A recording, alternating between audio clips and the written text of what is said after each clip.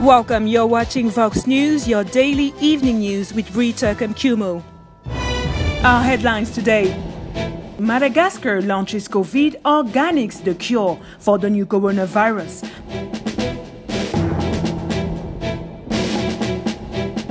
The runoff election in Mali was disrupted by jihadists who successfully prevented many people from voting. Mozambican authorities expelled one of the most wanted drug traffickers in Brazil to his home country. Our top story today, Malagasy President Andry Rajoelina announced on Sunday during a televised speech the launch of the remedy against coronavirus today, named Covid-Organics. It is an improved traditional medicine made of Artemisia and Malagasy medicinal plants. The release of the new medicine, as announced by the president a few days earlier, follows scientific studies conducted by the Malagasy Institute of Applied Research. According to President Rajoelina, the first clinical tests performed on COVID-19 patients in Madagascar were conclusive, and the remedy will be prescribed in the form of syrup to all students to allow them to protect themselves against the pandemic. The president also confirmed that authorities will gradually lift the lockdown imposed in the three main cities of Madagascar to contain the coronavirus pandemic. As of today, public transport will resume service in the capital Antananarivo, in Fianarantsoa and Tuamasina, and schools will reopen for some classes on Wednesday. However, citizens will not be able to leave their city and will have to wear face masks in public places that will be distributed on pain of sanctions. In Senegal, the government imposed on Sunday the mandatory wearing of face masks over the state of emergency period, scheduled to last until early May to stem the progression of the new coronavirus. Senegalese President Macky Sall had declared a state of emergency throughout the territory from the 24th of March, accompanied by a curfew from 8 p.m. to 6 a.m.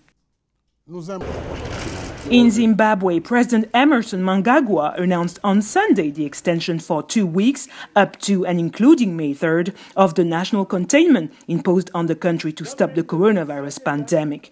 The head of state explained that he had to take this decision because the country has not yet fulfilled the conditions set by the World Health Organization to lift the containment.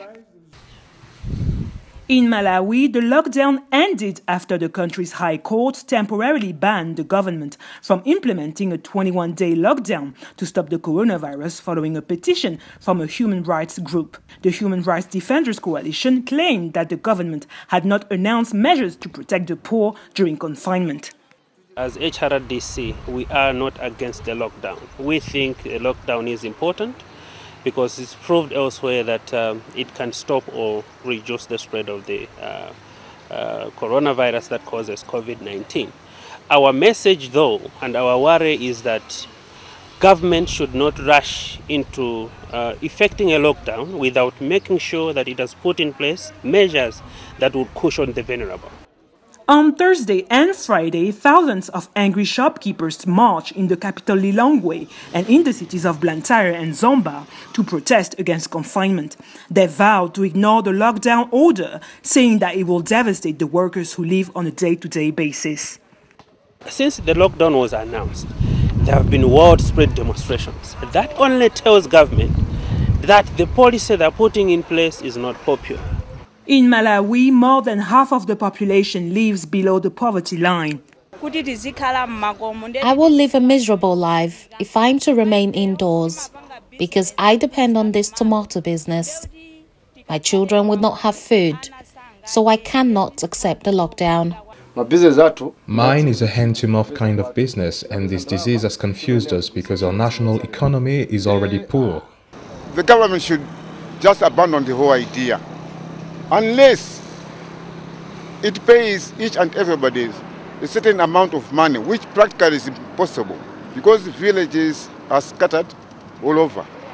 President Peter Mutharika had announced a 3-week lockdown from Sunday and said that the measure could be extended if necessary. In Johannesburg, a team of doctors from the Charlotte Maxidi Public Hospital has developed a new coronavirus protection scheme for health workers named Intubox. The Injubox was designed by the Charlotte Hospital emergency team. We looked at what was existing on the market and found that there was very simple square box with 2 holes, and we tried it and wasn't really effective in terms of what we felt we needed to do with it. The idea is that this box will create a seal around the patient so that whatever further procedures are needed will happen inside the box. For example, if you have to suction down the tube, you have to disconnect the patient from the ventilator, and if they cough, that's a very dangerous thing for staff. So by ensuring that all of that occurs inside the box, you're actually isolating the patient in a container. The virus cannot spread to your other patients, it cannot spread to your staff, so everybody is more protected than they would usually be. The Injubox will have an open source patent to allow healthcare workers around the world to build it. There's been a lot of requests for us to send the details of how it was made. And what we're agreeing with the company that's actually manufacturing it is that we will have an open IP or patent that would allow them to manufacture wherever, because obviously to get it around the world is difficult. I think all healthcare workers on the front line have gotten used to the idea that they are at risk. They are likely to still get infected despite everything that we're doing.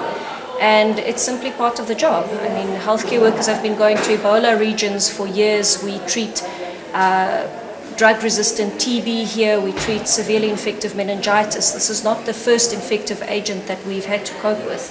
South African doctors are preparing for a potential increase in the number of patients as the number of infections continues to increase in the country.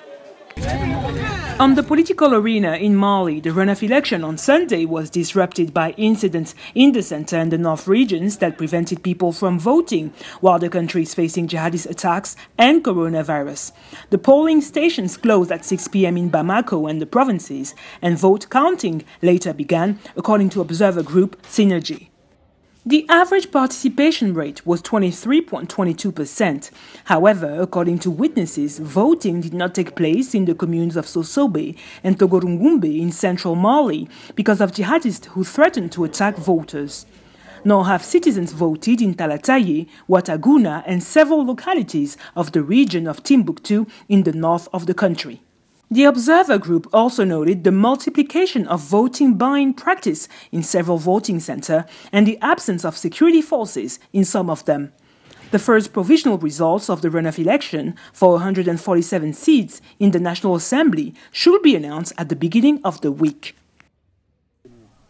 In Nigeria, 47 people were killed in attacks by armed bandits against several villages in Katsina State in the north of the country, as announced on Sunday evening by the presidency and the local police. According to state police spokesman Gambo Aissa, men on motorcycles carried out organized and simultaneous attacks against 5 villages in 3 local communities in Katsina on Saturday morning, where they killed 47 inhabitants.